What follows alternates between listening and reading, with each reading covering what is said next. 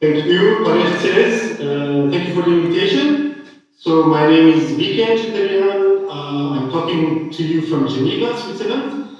I'm a university lecturer. I teach history and international relations. I've started my career in Beirut, Lebanon, my hometown, as a journalist first, and then I worked in the Caucasus and post-Soviet space starting from '92, covering the wars in the Caucasus, Karabakh, Abkhazia, Chechnya, other regions, Central Asia, back to the Middle East, North Africa, and so on. I've also written 2 books that are related to our talk today. The first is War and Peace in the Caucasus, Russia's Troubled Frontier, published by Hearst in London, also by Columbia University Press in New York.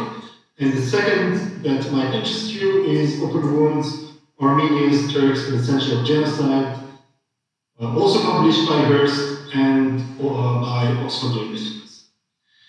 Now, I think our concern today is the events of the last year, the war in Karabakh, the defeat, the consequences, and where we are now.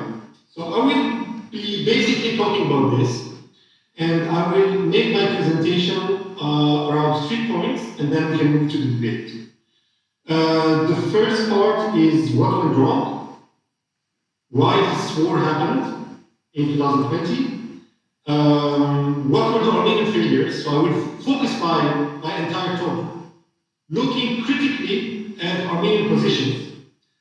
And I will do this because it's very important after such a failure, after such a defeat, to have a critical reevaluation of past policies, past strategic thinking, past choices, so that we identify the failures and correct them.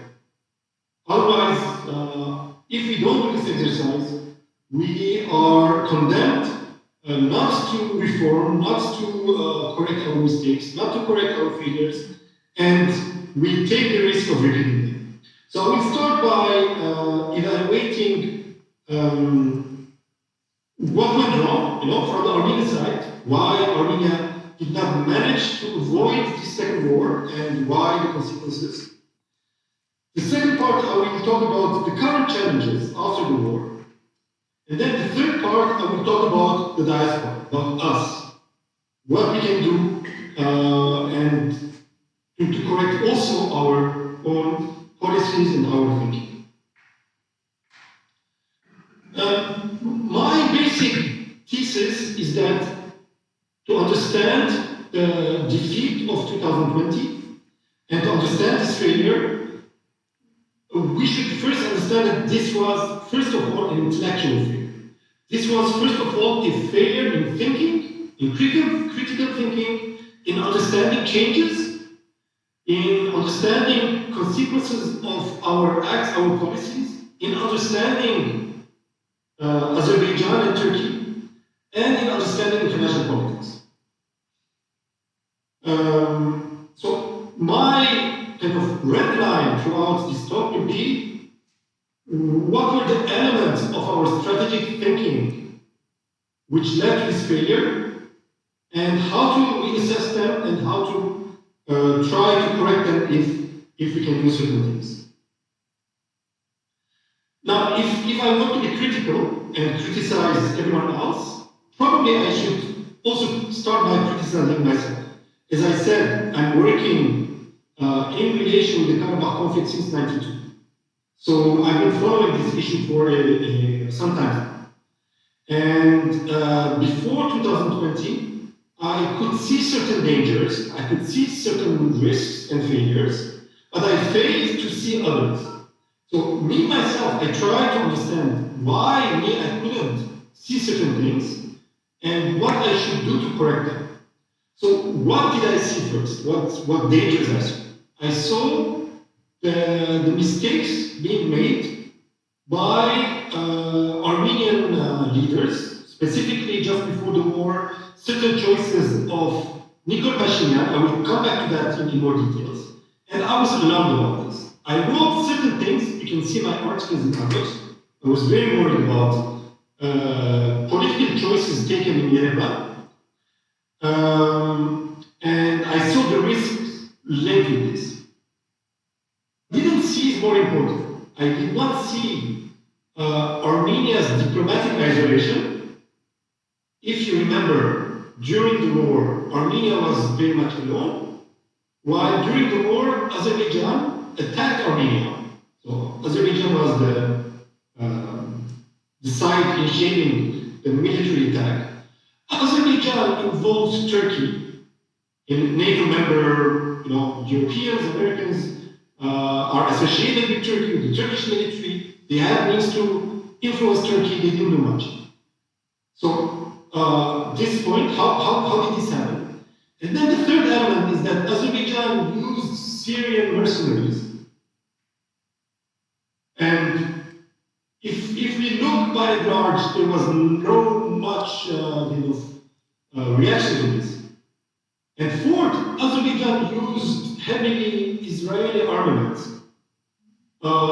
Being a country bordering Iran, again without much consequences. So on the one hand, we see that Armenia was isolated during 44 days, while Azerbaijan managed to bring together a number of forces, foreign powers, mercenaries, Israeli armaments, and this kind of created disbalance in forces, which explains Azeri victory. So we have to understand why Armenia was so isolated for 44 days. Okay, on November 9, Russia intervened, and in a few hours the conflict stopped. Why did Russia wait so long? Why no other power intervened to start this war before? So these are questions we have to ask. The second big point on which I didn't have much knowledge, and my kind of impressions were that Armenia would do much better, was on the military field.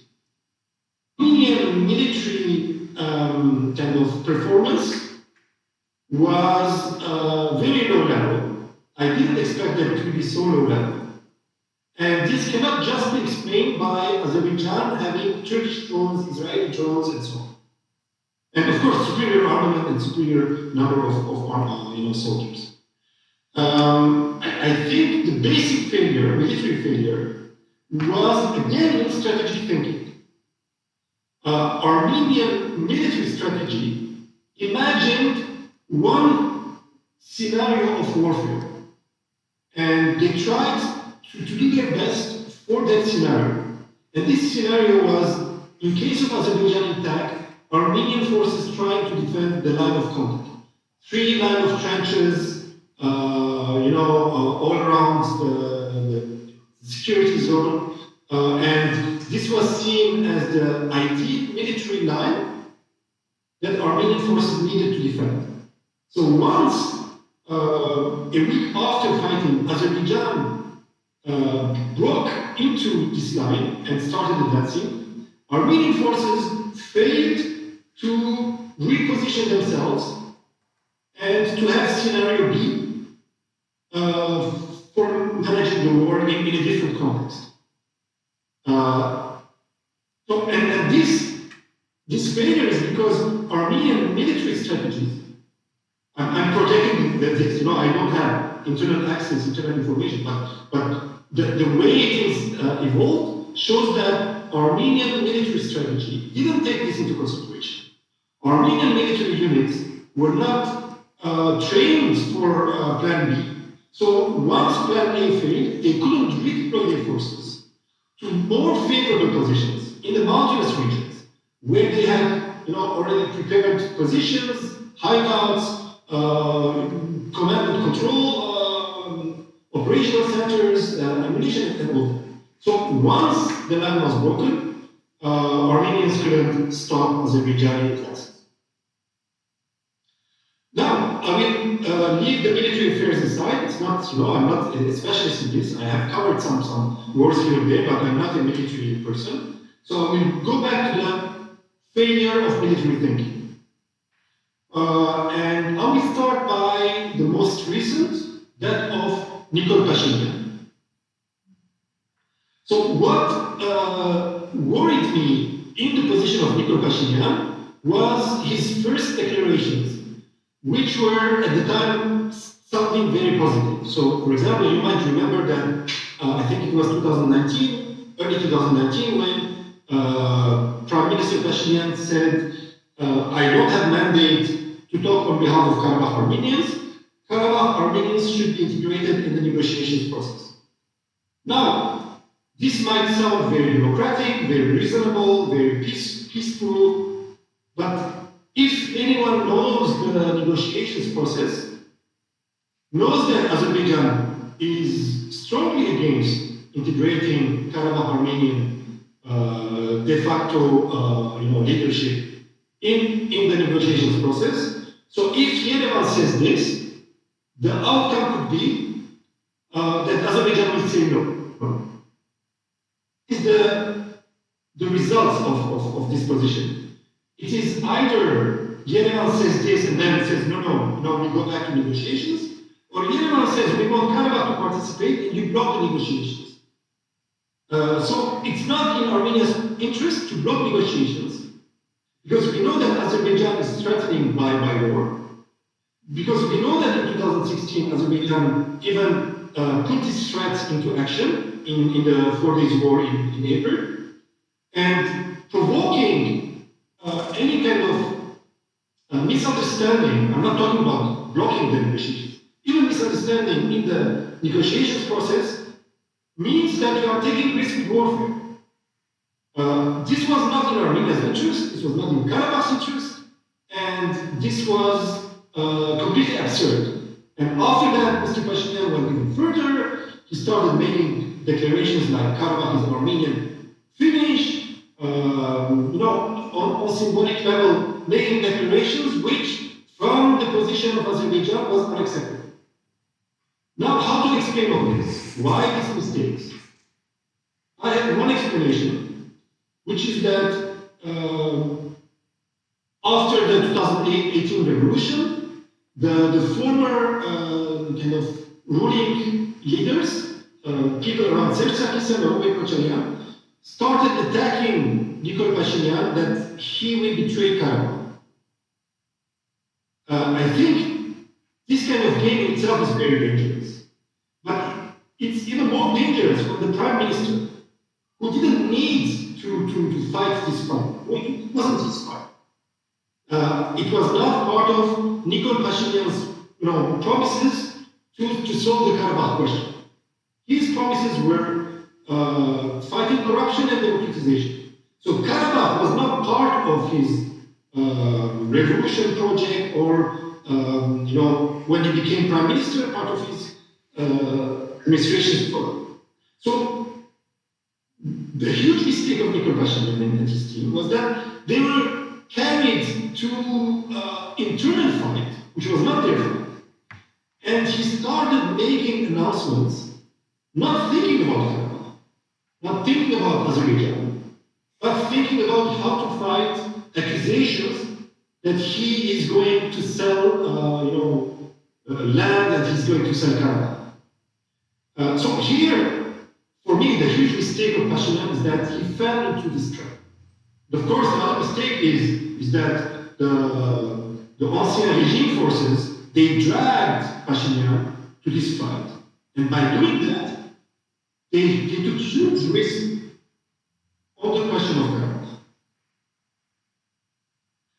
Now, I will move back further in the past, and then we'll talk about strategic mistakes done during 20 years of Pashinyan. When Pertosyan was the leader for 10 years, and before that, when Vicken Cheterian was the leader for 10 years. So we have 20 years when the strategic thinking of Armenia was how to keep the status quo, how to preserve what we have, and to think that with time, Armenia will kind of solve this problem without much concessions to Azerbaijan. Now, if we take these 20 years, the few big projects, three big projects that Armenian diplomacy and strategic approach had was three issues. First, of course, is solving the Karabakh problem. Keeping the status quo was a huge drag on Armenian economy. Armenia is a small country. Armenia has demographic problems. Armenia has a small army. So to think that on the long term, to keep this trench defense, World War I style defense lines, and not to do all efforts necessary to solve this problem and to ease tension, and not to have the necessity of keeping thousands of young men on the front line, was a huge strategic failure. And but the choices made was how to keep the status quo and not to invest enormously to solve the problem. When we look at the second problem Armenia has, its relations with Turkey, and that during these 20 years, only one major effort was made, the football diplomacy, where Armenian President Pertosyan with Turkish President of the time, Abdullah Gül, they tried to negotiate and normalize Armenia-Turkey relations. Again, this failed because it clashed with Azerbaijani opposition and it clashed with the unresolved problem of Karabakh. And if we think that Armenia for 20 years did not do everything possible and had two of its borders in the east with Azerbaijan closed, blocked in a military tense situation where there were regular fightings going on during 20 years. And then Armenia's border and with its western neighbor, Turkey, closed, no economic relationship, no diplomatic exchanges. This is a huge failure in thinking first that you should preserve this situation and just your alliance with Russia is enough to kind of preserve your security and your well-being. While you don't do much over 20 years to resolve these problems. You don't do your maximum to resolve them. Again, this is a strategic failure. This kind of static thinking that we sit down and wait was a huge mistake for these 20 years. The other initiative that we see, diplomatic initiative Armenia took during this 20 years was to be integrated in European Union's neighborhood initiative. It was a failure because Russia opposed, and eventually Pertosyan was forced to go to Moscow and join the Russia-sponsored Eurasian Economic Union. So I'm saying all this to say that for 20 years, Armenian diplomacy was not doing much, was just managing routine work, and didn't have strategic thinking, didn't think large, didn't say, we have problems, we have to do everything to solve them. And this led to postponing solutions and eventually the war exploding in 2020. Now here I have to also add something that for the last more than 20 years, under Vicken Cheterian, Pertosyan, but also under Nikol Pashinyan, it's the leader of the state, so the president in the past, the prime minister today, which has monopolized all decisions concerning foreign policy. So it's not Armenian Ministry of Foreign Affairs, which decides and is capable, is trained, is tasked to think foreign policy, to think strategy. But this is done in the past at the presidential office, today around the prime minister's office. And basically Armenian diplomacy is given the task of managing day-to-day diplomacy. And this is a problem. This is a huge problem for Armenia. a country which has enormous problems with its neighbors, unresolved conflict, closed borders, a country which is in a difficult environment between Eurasia and the Middle East, to have its diplomacy not fully trained to solve problems, but to manage routine, this is not acceptable, and this is not enough for Armenia to face its challenges. Now I want to move further back in history and talk about the first president of Armenia and strategic failures under him.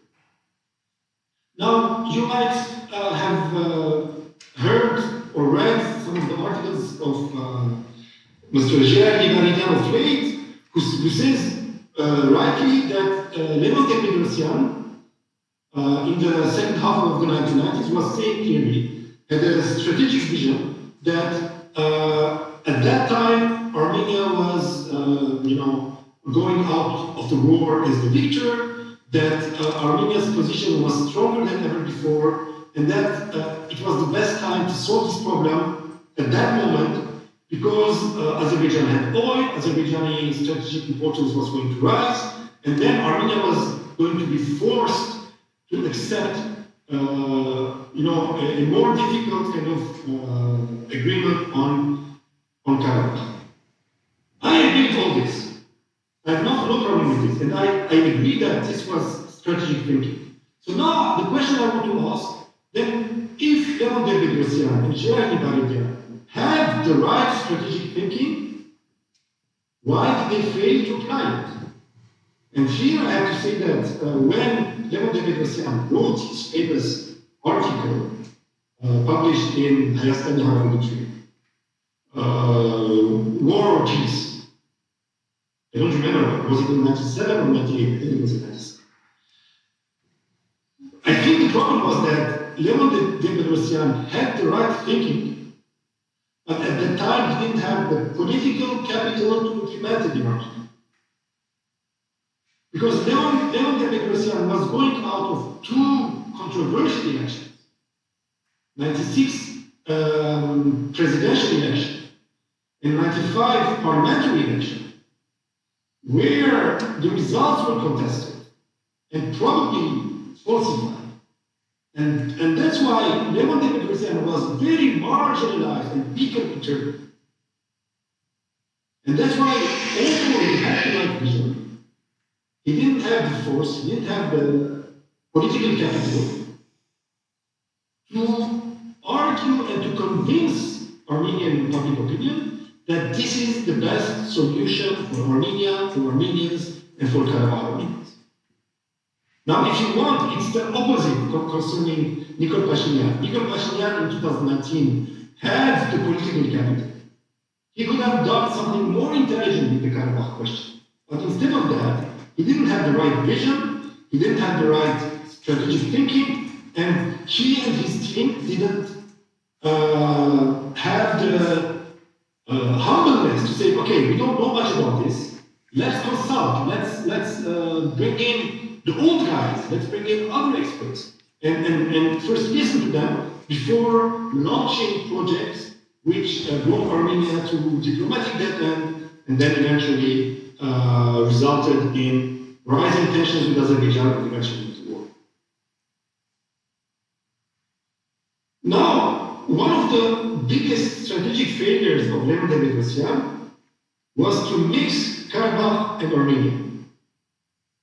Leon Pertosyan rightly didn't recognize Karabakh as part of Armenia. I think that was very important, very intelligent. Otherwise, you could take the risk of conflict much earlier. At that time, under Leon Pertosyan, Armenia did not recognize Karabakh's independence to open the possibility of negotiation with Azerbaijan. After the first Karabakh War, Armenia had all the interest to avoid Second War and to find a diplomatic, political, negotiated solution with Azerbaijan. So Armenia had to do everything possible for this. But the failure in Leon Pertosyan is that Karabakh is Armenia. not just with appointing the former president of Karabakh, Mr. Vicken Cheterian, as his prime minister. And he did this because of the 96 contested elections. He did this because he needed the symbolic capital and importance of Karabakh to reinforce his internal legitimacy. And this was a huge mistake. And here we see how when you don't have your home in order, when your house is not in order, when your political institutions are not functioning well, when we have contested elections, when we have legitimacy in elections, then your foreign policy, your attitude in relation with Karabakh and Azerbaijan and the conflict will be confused. But it goes further back. Already in 93, Pertosyan appointed the former defense minister of Karabakh, Mr. Second as the defense minister of Armenia. And he did this so that he, Second replaces Vicken Cheterian, the former friend and later enemy, competitor of Pertosyan.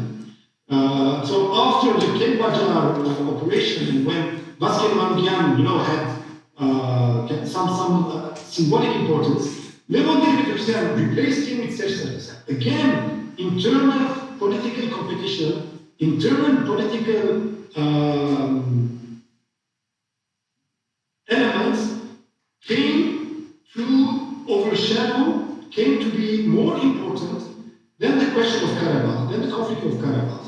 And I think in the last 30 years, Armenia accumulated huge contradictions, and those contradictions created huge tensions and difficulties for Armenian strategic thinking, for Armenian diplomacy, and eventually for Armenia defending Karabakh and avoiding war.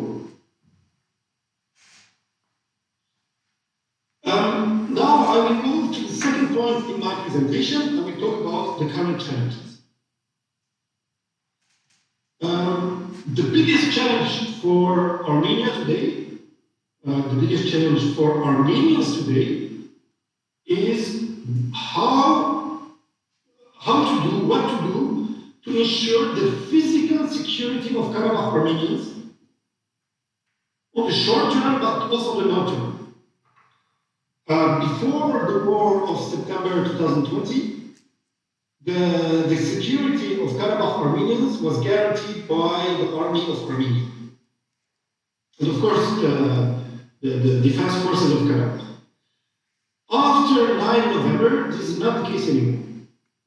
Now, the physical security of Karabakh Armenians is ensured by the deployment of Russian military in this region.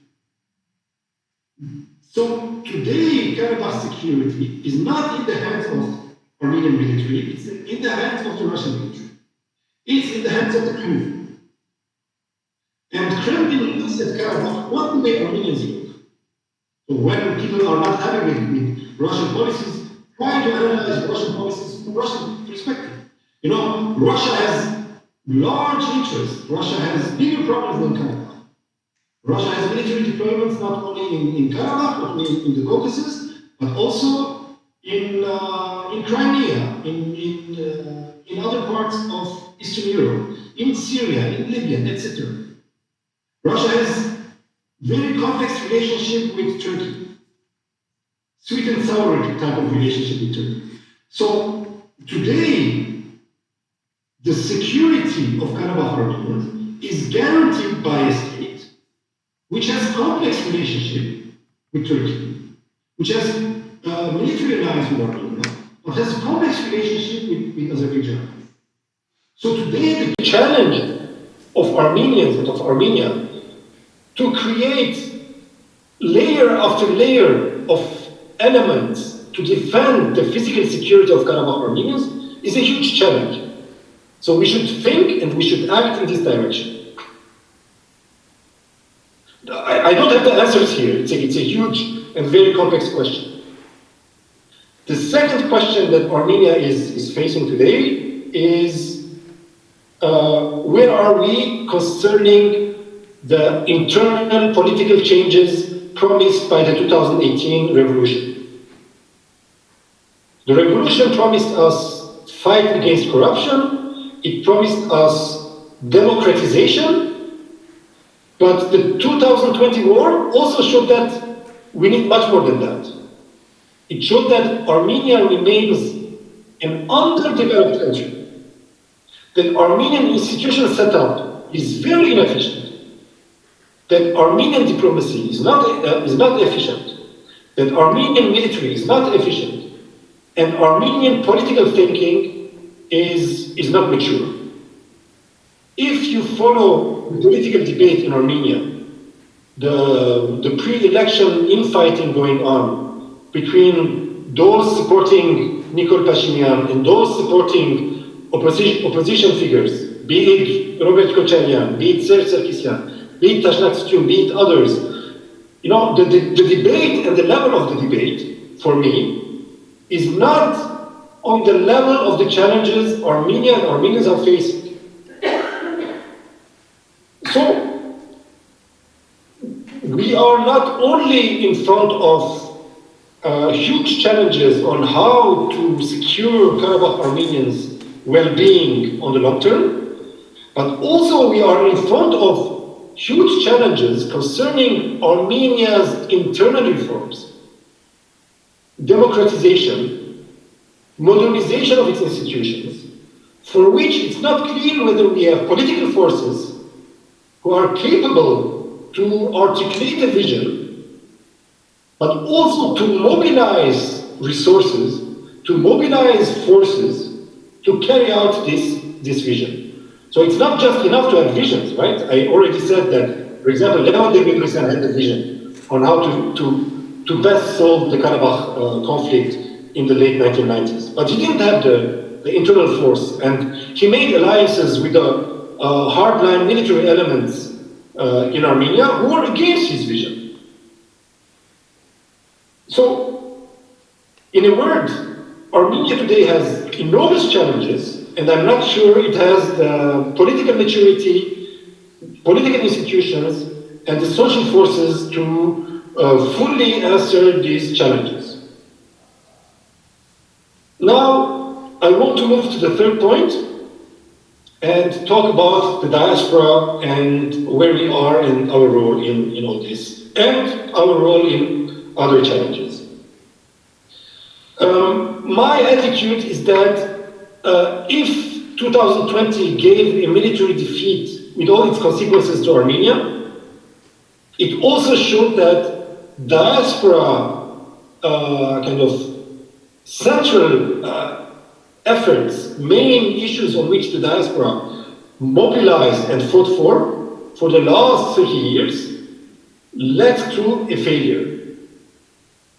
And that the diaspora should revise its engagement with Armenia, with its own struggles, and re-articulate those issues in a way that answers the challenges, but also to develop instruments, the necessary instruments, that we can kind of answer to the challenges we put forward.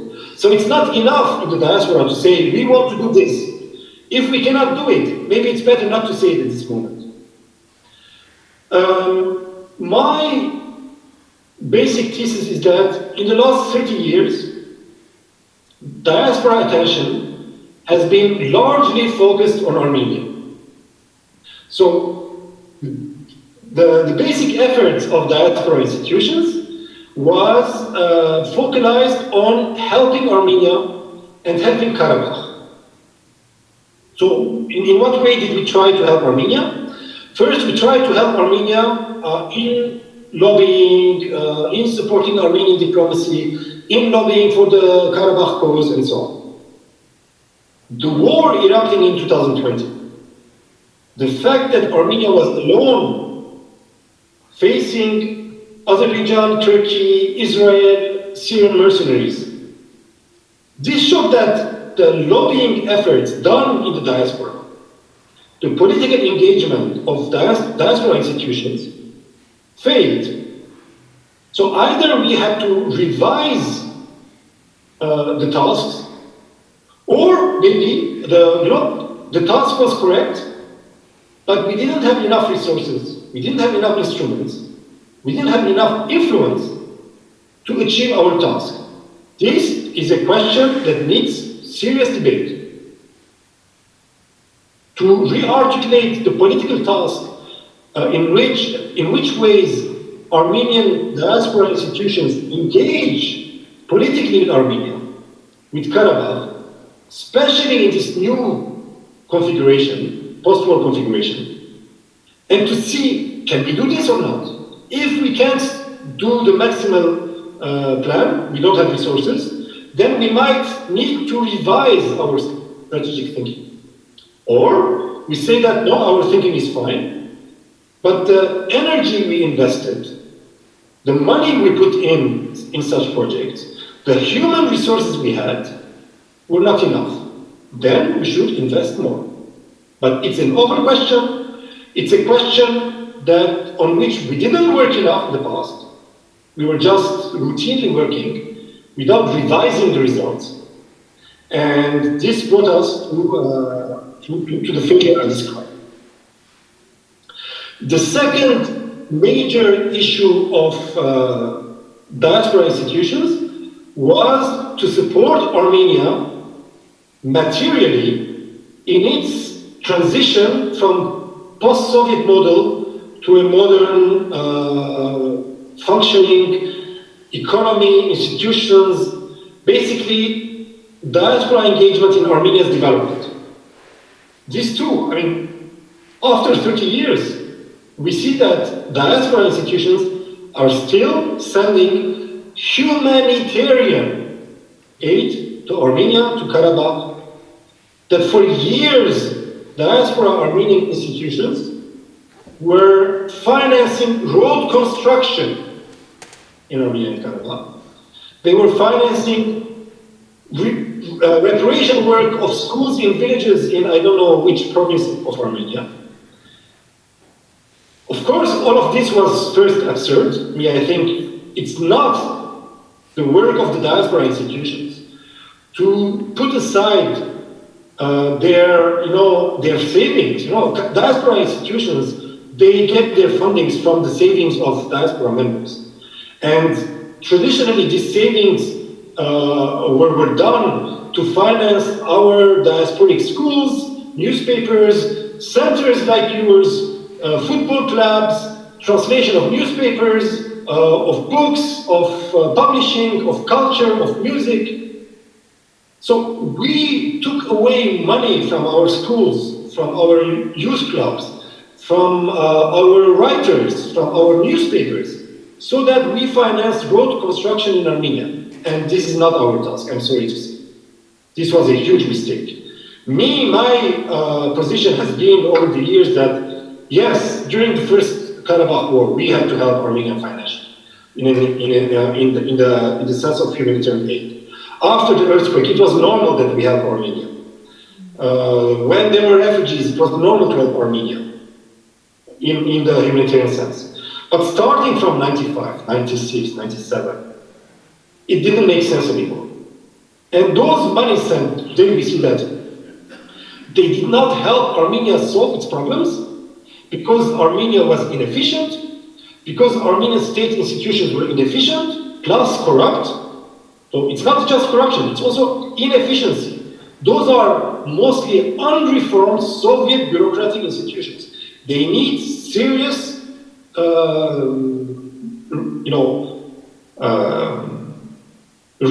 reshaping, and this was not done.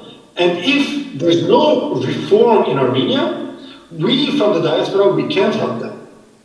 Our role is to help reformist, modernist projects, not the consequences of a failed reform project in Armenia. We cannot save Armenia if Armenia has social injustice. This is a problem Armenia has to solve itself. If there's huge social polarization in Armenia, the rich get all the money and the poor get nothing, it's not our task to help the poor. For that, Armenia as a state It imposes taxation on its population, and it's the role of Armenian state to redistribute money. It's not the role of the diaspora. So again, there we should revise profoundly how engaged with Armenia, with Armenia's progressist forces, and not conservative reactionary forces, who kept Armenia in its current state, and for 30 years did not manage the transition from the Soviet model to a full-fledged democratic functioning institutions. The third point on which diaspora invested does not concern Armenia. It concerns the question of genocide and genocide recognition. Now, I know that many people are very enthusiastic, especially among Armenian Americans, that the US President Joe Biden used the term genocide instead of using the term Metzieren or the term massacre in his letter on April 24. Now, this is good, but I don't know what the consequences are. Are there consequences or not? Do we as diaspora Armenians profit in a certain way? In a moral way, political way, diplomatic way, legal way from this declaration? Does this mean that the new administration in Washington will support Armenia and Armenia's well-being, security? Will Washington be more engaged to ensure the security of Karabakh Armenians or not? Well, I'm not so sure. If we see that 2 days later, the same Joe Biden administration decided to waive again the Freedom Act, 907 Freedom Act from 92, which prohibited any US government aid to Azerbaijan. So that prohibition has been suspended again. In spite of the war initiated by Azerbaijan, in spite of the mercenaries, in spite of all the problems, in spite of the 200 plus prisoners still kept by Azerbaijan. So I think within the diaspora, we also accumulated during these 30 years certain political struggles which led to certain results, but we are not able to evaluate their political meaning. I would say that in these 30 years where our attention was focused on Armenia and Karabakh, we ignored our own institutions. We ignored the needs of our communities. We ignored that also within the diaspora we need capacity to think. We need political thinking proper to our diaspora. And that having a newspaper in the diaspora is not just copying and pasting from other places. We need to have journalists in the diaspora. Journalists who are capable to ask questions, to write analytical articles about the importance or not of Joe Biden saying genocide. And for the moment, today, we don't have all this. Our institutions are not able to have strategic thinking once again. And my invitation, after the very heavy, very serious, very hurting defeat of 2020, is that maybe we cannot make the reforms in Armenia. We cannot replace Yerevan and the Armenian state and the Armenian social forces and political forces in proposing to them a project to reform Armenia. If they do that, we can help. If they don't want to do that, our lobbying in the diaspora makes not much sense. It will not give results. We in the diaspora can do one thing. We can reform and modernize our own institutions. And this should be our priority from now on. Our institutions are responsible in front of our communities. Armenia's institutions are responsible in front of Armenian citizens. So we should first of all revise our 30 years political thinking. Lack of thinking, we should revise what we tried to achieve, where we succeeded and where we failed, and then we should reform our institutions so that we produce a political thinking, but also institutional setup that is able to take diaspora challenges, but also is to develop institutions capable in helping Armenia whenever Armenia is ready to accept our help. I thank you very much. I look forward to our discussion and debate. Thank you.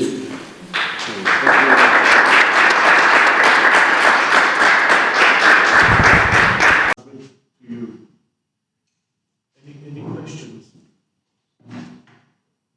Or you're still in shock and awe?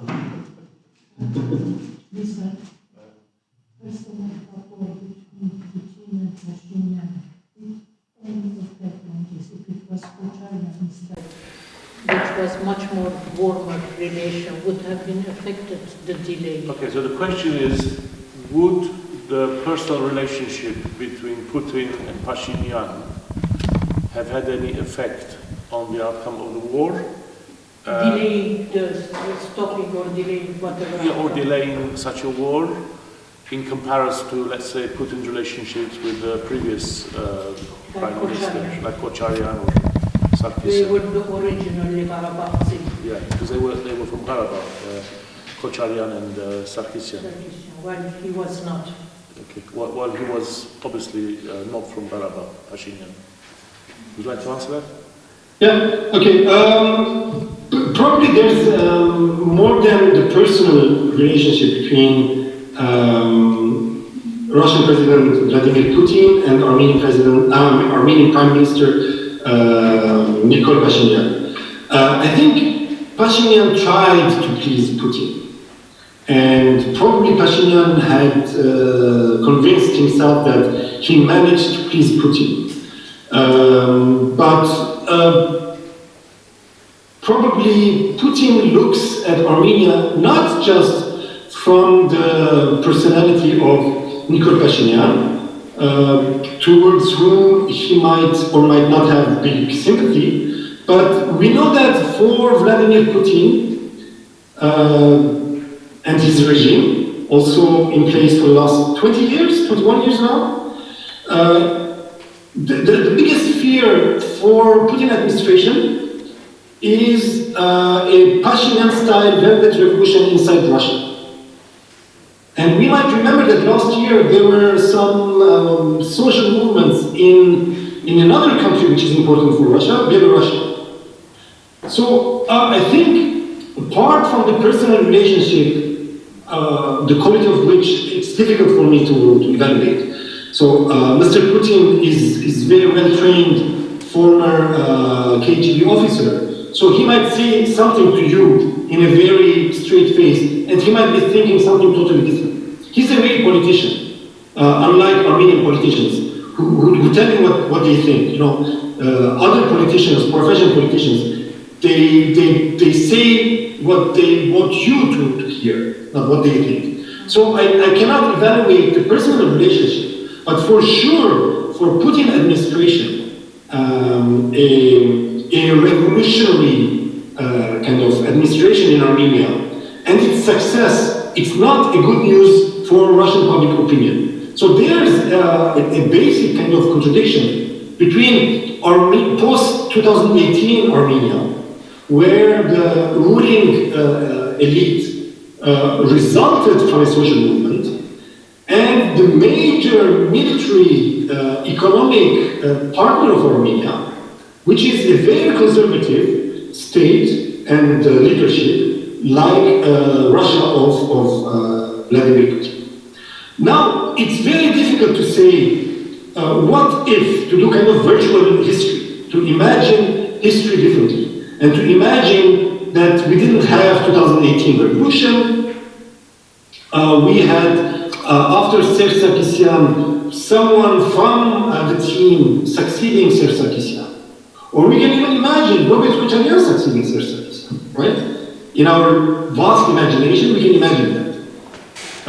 I mean, just like Putin Medvedev kind of exchange, we can imagine after Serge Sarkisyan, Robert Kocharian coming back. Now, let's imagine we are in 2020 and we have Robert Kocharian as Prime Minister or President of Armenia. So the question, was Russia going to intervene after 4 days, 5 days, 9 days, or 44 days? I don't know, because Russian calculations in the Karabakh conflict are not limited to Russia-Armenia relations. This is a very complex paradigm. It includes Russian relations with Armenia, but it also includes Russian relations with Azerbaijan, but also very complex Russian relations with Turkey. And the answer to this, how was these complex factors going to play out? And how was Russia going to calculate its cost-benefit kind of relationship? At what moment it's the best moment from Russian perspective to intervene? I don't know the formula for this calculation, and I cannot answer you at what moment was Russia going to intervene or not. But for sure, Russia had the means to intervene, militarily even, to stop this war. And Russia calculated that it is in its own interest to wait 44 days and then to impose this kind of solution to enhance its own strategic interests in the South Caucasus. So Russia played its cards correctly towards Armenia and towards Azerbaijan. So it's up to Armenia to think how to read politics, to be able to play this very complex game in the best interest of Armenia and its population. We are not there yet, it's work in progress. Thank you. Any other questions from the floor?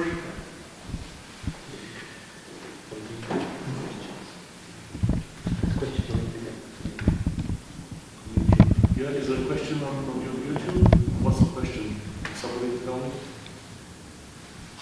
On 20th of June, Armenia will go to the ballot boxes to vote for the next Prime Minister.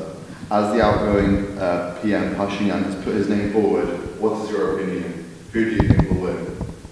Okay, so the question from YouTube is that there's going to be elections and Pashinyan is going to be on the ballot form. Who is going to win? That's the question, in your opinion?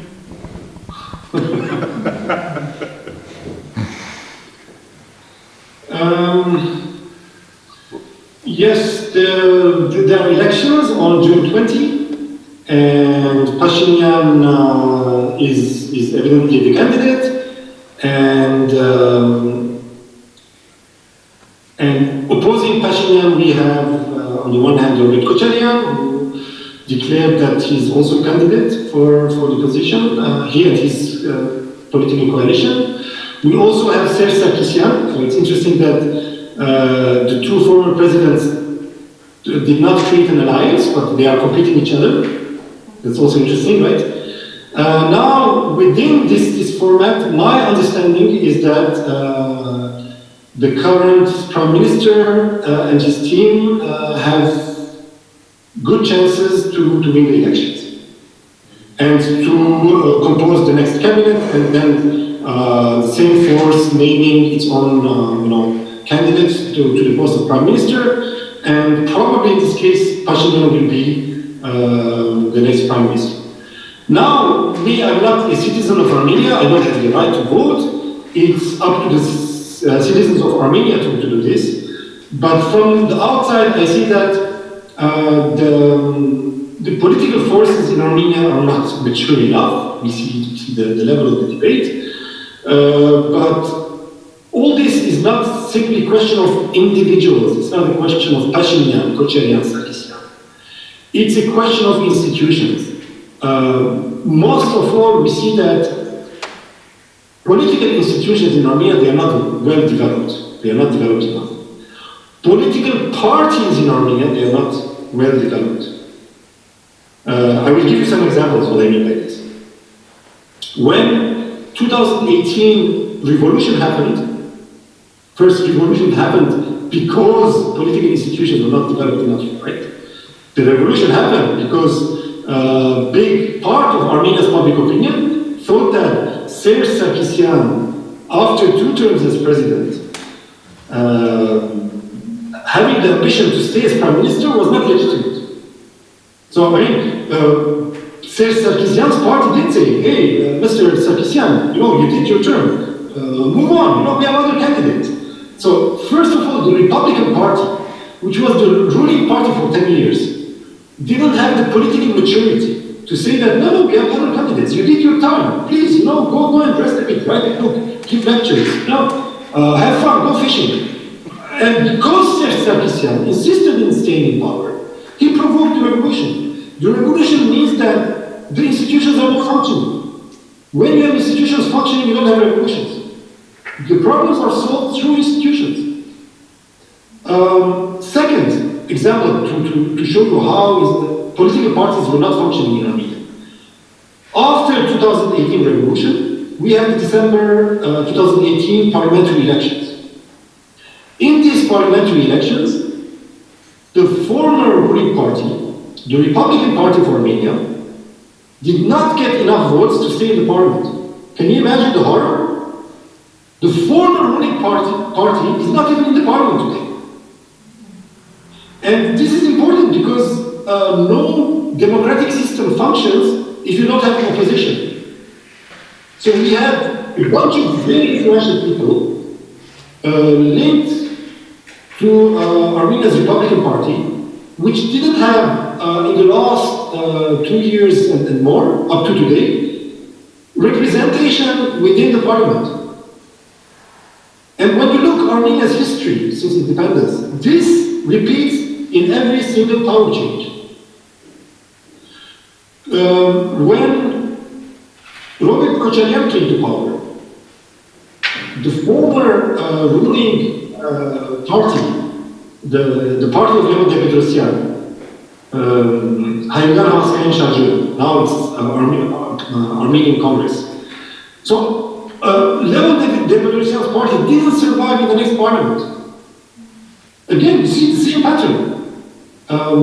The same thing when Leon Pertosyan and Halacha came to power, the former ruling party in Armenia, which was ruling Armenia for 7 decades, the Armenian Communist Party, did not survive in the next parliament. And here we are. We have political parties, which are not political parties, because they basically represent the ruling administration. Leon Pertosyan was not a political party. It was the ruling class. Republican Party for Armenia was not a political party. It was the ruling class and the state administration. And as a result, we have 2018 revolution, and then we have a parliament where again we don't have political parties. I mean, those people who are in the parliament today, they are former NGO activists, they are former journalists, they are former students with not much experience. Now we can, of course, criticize the current members of the Armenian parliament because they make 2 mistakes every time they say something. But we can also criticize all other political parties and leaders and institutions because they created the structural conditions where Armenian parliament doesn't function as parliament, where we don't have different powers negotiating in the parliament about various things.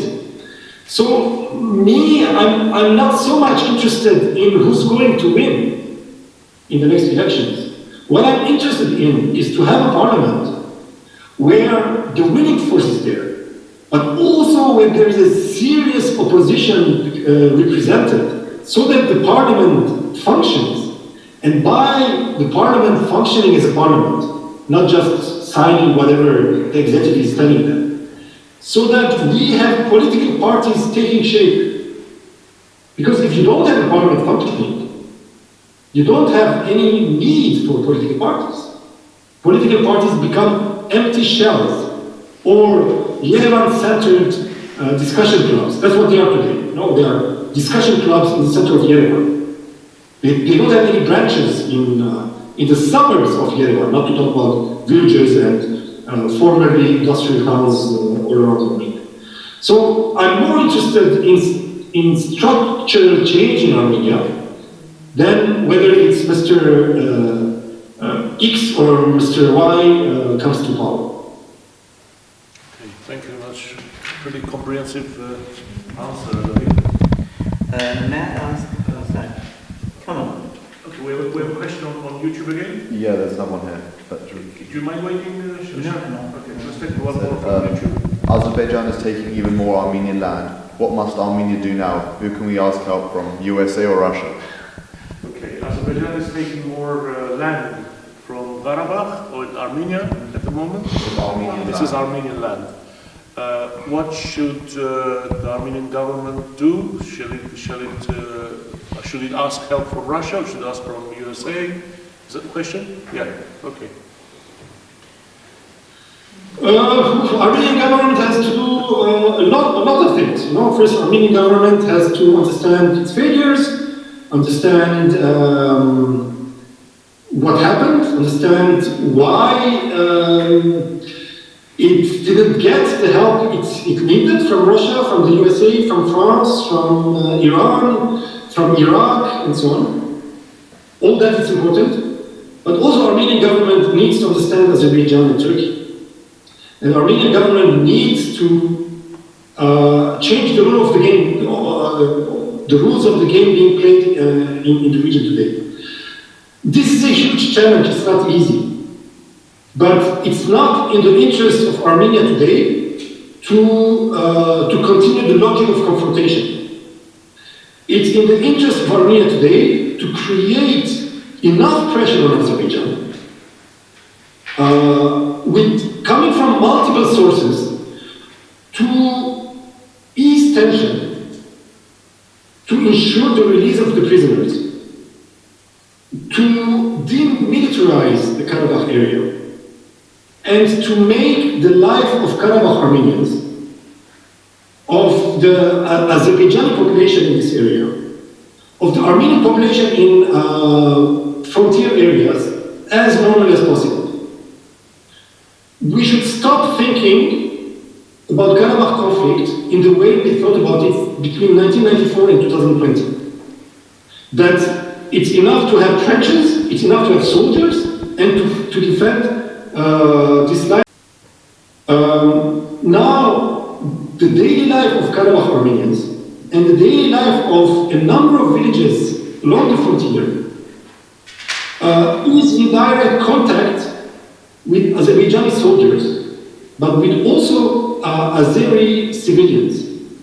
So it is the responsibility of the Armenian authorities, but also that of Azerbaijani authorities. I'm not saying that it's only Armenia that should do it, but Armenian authorities should do everything that the daily life of those civilians is as safe and secure as possible. Now, I don't have the magic formula or to answer how to achieve this. I don't think that a phone call to Moscow or a phone call to Washington or to the General Secretary of the UN will solve this. This is a long-term engagement. And, you know, Armenian foreign policy should be very dynamic, very jagoon, very creative to achieve the results we aspire to. Because if the opposite happens, if the daily life of Karabakh Armenians is hell, if the daily life of Sunni Armenians is everyday tensions and Azeri soldiers and with the civilians that might come in the coming years is tense, then these people will think, why should I stay here? I can go to Russia, I can go to Germany and have a normal life. And I don't blame them.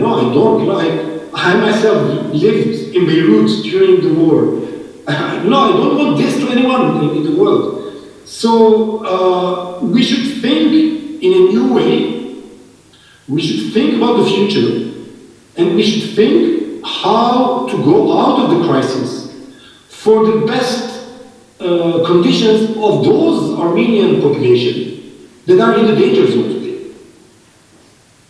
And this will come with, multitude of different policy initiatives, instruments, thinking. There's no one magic solution. Russia will not come and save Armenians. USA will not come and save Armenians. And the UN will not come and save Armenians either. So. Okay, so Jugun means flexibility. And so I think what Vicken is saying, we should take sometimes one step back in order to go 2 steps forward. So if it means giving some land or being, not giving land, but certainly being flexible, you have got to be careful as to not to ratchet up the tension, which is incredibly high at the moment everywhere. Okay, let's take a question here. Shahin? Yeah. I heard nothing but a lot of negative points, which is quite disappointing for me. But I am asking one simple question, probably it's a very naive question. Even if Armenia had the best politician in this planet, how free that politician is to work for Armenia? Okay, so the question is, even if Armenia had the best politicians, how free? How free from external powers can that politician be to work for Armenia? Okay, how free would that politician be from external forces in order to power? To exercise power? Obviously, we cannot exclude foreign politics in the settlement of Armenian situation, even if we had the best politician. Yeah. So, if obviously, The best politician. so obviously, I'm going to ask.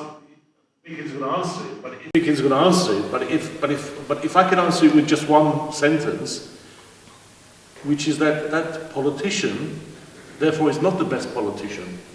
That would be my answer to you. I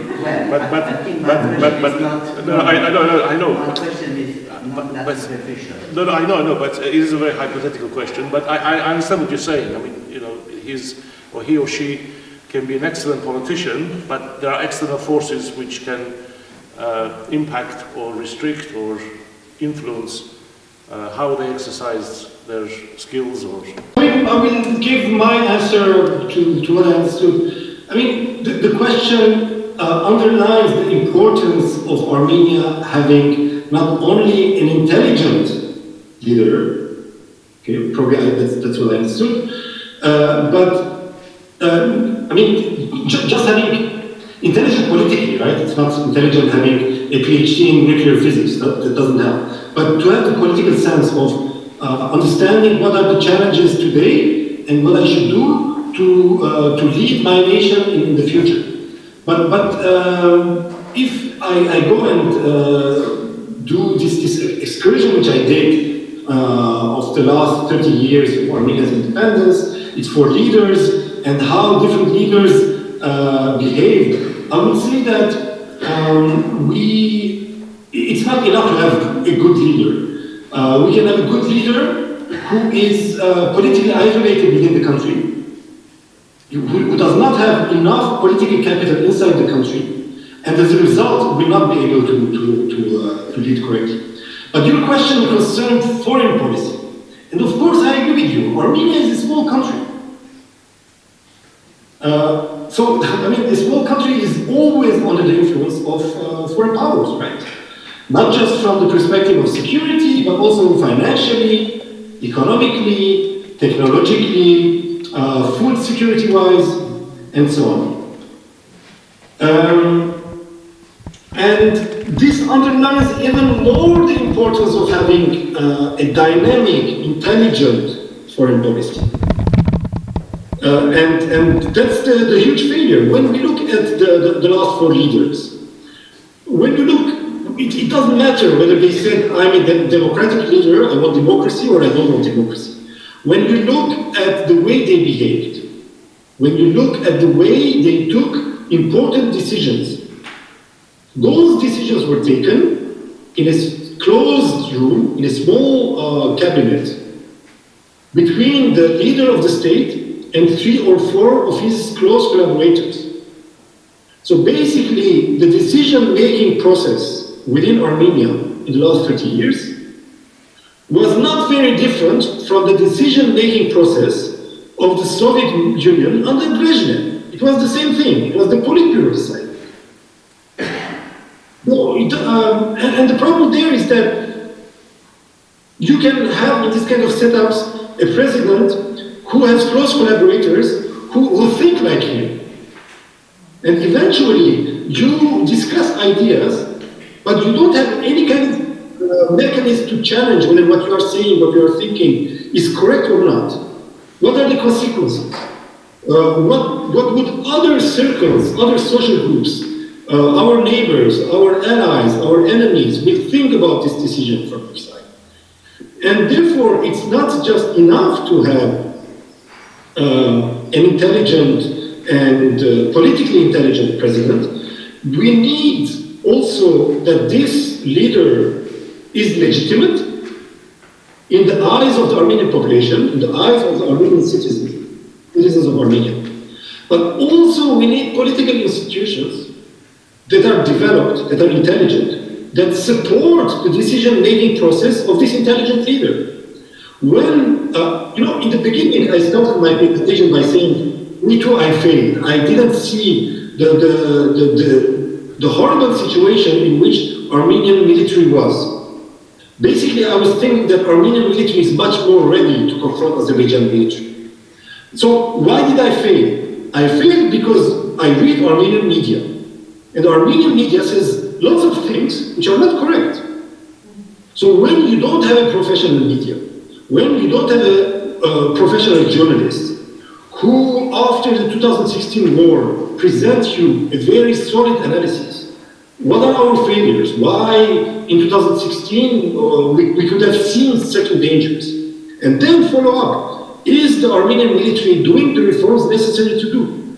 When you don't have this kind of institutions, when you don't have mass media functioning as mass media, when you don't have universities functioning as universities, when you don't have research institutions taking all these questions we are asking and making an in-depth research about this, then it's not enough just to have one very good, very intelligent, very smart, handsome-looking, leader. It's not enough.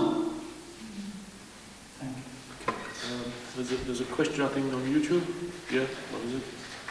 The challenge is that the population of Armenia continues to shrink and the diaspora increases. Isn't it time to look at the Armenian nation as a whole and have a national tax on all Armenians? Okay. So you have to break that down to me, please. So the challenge is? It also continues to say, how can Armenians from diaspora be implicated in Armenian economic... I can't repeat all that. Let me see if I can read it. Do you mind just breaking it down into 2 or 3 parts and I can relay? Unless you want the microphone yourself. It just says, so, should there be a national tax on all Armenians? Should there be a national tax on all Armenians? And I guess how can the diaspora be more involved? I guess it's just the overall question. And how can diaspora be more involved?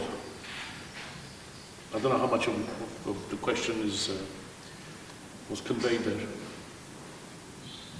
So concerning taxing the diaspora abroad, you can, I don't think the term taxing is the right term because you cannot impose it, right? I think in the UK, the government imposes its taxes on you. You cannot choose, right? If you say, oh, I don't want to pay, it doesn't work. At least this is the case in Switzerland. We cannot argue this with the government. We have to pay the taxes. When you are a member of a diaspora, you can negotiate, you can argue, you can ignore. So it's not taxation, it's voluntary contribution. Now, different institutions have tried. There's the All Armenia Fund. They managed sometimes to raise funds. Very often they didn't raise enough funds for their projects. Sometimes they made even big successes, like during the war, 165 million in 2 weeks. I tried to explain that my views are a bit different. I think the primary responsibility of the diaspora today and historically should be to maintain our diaspora institutions. Our institutions should be responsible for our well-being. They should be responsible to produce Armenian culture in the diaspora and to pass this culture from one generation to the next. And my argument is that in the last 30 years, we accumulated huge problems in this because our institutions gave priority to projects in Armenia. I mean, this goes in the sense of the question, I think. But also there's a second thing which needs to attract our attention, is that in the last 30 years, 40 years, our diaspora has mutated, metamorphosed dramatically. If we go back 40, 50 years, our diasporas were still mainly Middle Eastern diasporas. Today, our diasporas are North American, Russian, European, Australian diasporas. So we have been moving, we have been on the move. And our institutions didn't move with time. Our institutions are still the old Middle Eastern institutions, but with less money. Do you see the problem? I think our diasporic culture, our diasporic identity is of huge value, and we should invest in this. We should learn our culture. We should learn our history. We have so many things to teach to humanity. But if we don't know our culture, if we don't know our history, if we don't know our literature, what does it mean to be diaspora Armenian? It will mean nothing. And then our identity in the diaspora will become meaningless. Now, I also think that for diaspora Armenians, Armenia is very important. But I think we should have partnership in Armenia. We should not be an appendix of Armenia. We should not say, yes, sir, to whoever is in Yerevan. We should not say, if you're the president of Armenia, you are right. But we should also not intervene in the internal political affairs of Armenia. We should tell Armenia, but for that we need developed institutions capable of having their own political identity and thought. We should say to Armenia, hey, Yerevan, we are ready to help you as partners. And if Yerevan partners with Armenians in the diaspora, we can do miracles. We were just in the question before saying that Armenia is a small country, therefore dependent on foreign powers. True. But also Armenia is a small country. Modernizing Armenia is very easy. Why did we fail for 20 years? Modernizing Ukraine is difficult. Ukraine is bigger. Ukraine is, at the moment of independence, Ukraine had 52 million. Now it's 42 million. And Armenia had 3 point something, now it's around there. You see the difference of scale. Reforming Russia is difficult. Modernizing Armenia is easy.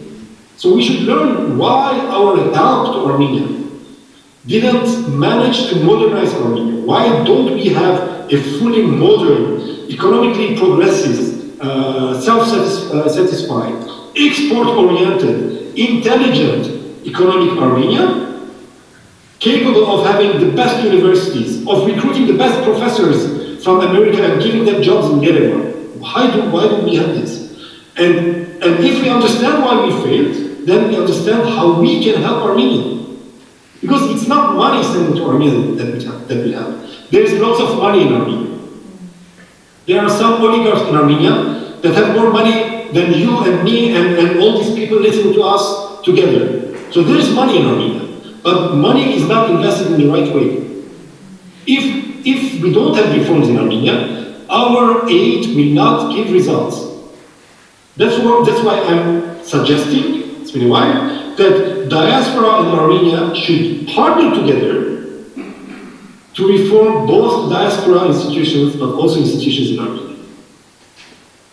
And of course the question follows, diaspora is not a country, it is not one entity. It is a fragmented, different sized communities with different resources.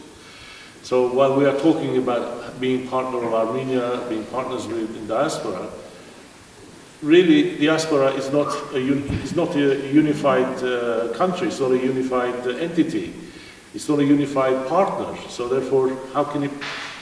So the first stage maybe is about uniting the diaspora and reforming it, as you said, and then engaging with Armenia. Anyway, many more questions? Yes, please. In September, in UK, media coverage was very poor. What do you think of this diaspora Armenians marching and trying very hard in the middle of the pandemic to make the outside situation known to the world? So the question is, in the UK and elsewhere, there were many demonstrations during the pandemic, trying to put the war and what was happening in Artsakh on the agenda. And the question is, what do you think of all the marches? And what do you think about all the protests? marching and lobbying, all the noise that the diaspora or the UK Armenians or everywhere they did? I mean, of course, the war touched in a very acute way all Armenians, right? And there were demonstrations, there were young people, old people, Armenian diaspora communities where many people joined that in the past were not engaged in diaspora community life and so on. Now, the challenge is how to keep those people who show their interest, who show their engagement with Armenia, who manifested their readiness to engage their time, energy, financial means to help Armenia. How to propose to them institutional setup so that we continue this work. And the challenges related with the war did not end. The struggle needs to go on, as I said. Karabakh security, Karabakh Armenian security, and well-being on the long term, the borders, and so on. And today, in the diaspora, we need to do two things. First, open up our institutions so that our institutions are institutions for our young generations. Many of our young generations, when you talk to them and listen to them, they say, we try to go to the center, we try to talk to the foundations, and eventually we find that, they don't listen to us. We don't have a place. We want to do things, but they do things differently. We need to open up our institutions. That's what I meant by reforming our institutions, so that those young people who show their enthusiasm to Armenian cause during the war have a place in our institutions. And their engagement doesn't remain a parenthesis during the war, but it becomes a lifelong experience. That they find that those institutions are also their institutions. And that those institutions offer them something positive, something additional to their otherwise very busy daily life as we have in England, Switzerland, and elsewhere. I think, this mobilization was very positive, but I also think that we lack the necessary infrastructure to make it long-term. Thank you. Thank you very much. Any other question on YouTube? Does the President have any role in Armenia today? What's his role? What is he doing? What is the role of the current President of Armenia? I mean, is he doing anything or what? I don't know, do you have any particular thoughts about his role? I think that the president has a lot to offer. Of course, we see also that there are some differences, if I cannot use the word tension, between the president and prime minister. At least we see some differences. After the war, the president called the prime minister to resign. Now, maybe it wasn't the best thing to do, although I think that the idea of resignation was a healthy one, but maybe it wasn't to the president to say at that moment. But I would say that we have in the person of Mr. Sarkisyan a very able person, and he has a very good team. I know from some of his team members, very educated, experienced, former diplomats, former, research, university people. So he has a very good team, he has a very good office, and I hope that the executive in Armenia will use this potential to the best possible. Right, if there's no more questions, what I suggest we do then is to formally close the meeting. So what I'm going to do is I'm going to turn the YouTube off, if that's okay with you. But those who are here, they want to speak with Vicken for a few more minutes personally via this laptop. You can, if he agrees, okay? Yes, sure. So thank you everybody who joined on YouTube, and we'll put this up for others as well. And